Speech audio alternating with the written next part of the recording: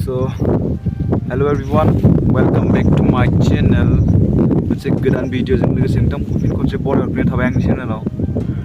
माने बोथोराथ' मोजां, समाबो मोजां, गासिबो मोजां, नाथाय आंनि देहाया मोजां नङा।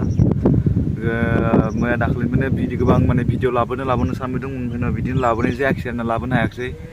दाखालि माने गारिजों गोलैनानै आंना आखाइफोरा दोलाजोबना दङ, आखाइफोर बिदि आथिंफोराव दोलादों।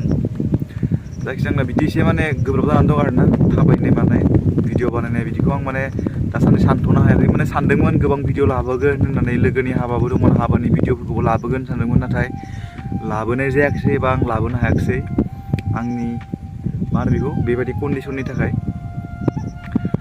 स' माने आङो आसा खालामो आं थाबैनो हामनानै माने नोंथांमोननिसिम गोदान भिडिअखौ लाबोनो हागोन होननानै आंहा फोथायनाय दङ आरो आं लाबोगोन। स' नोंथांमोनाबो नायबाय था आंनि चेनेलाव, माने नेनानै थादो, थाबैनो लोगो मोनगोन गोदान भिडिअजों लोगोसे। स' टिल देन बाय बाय।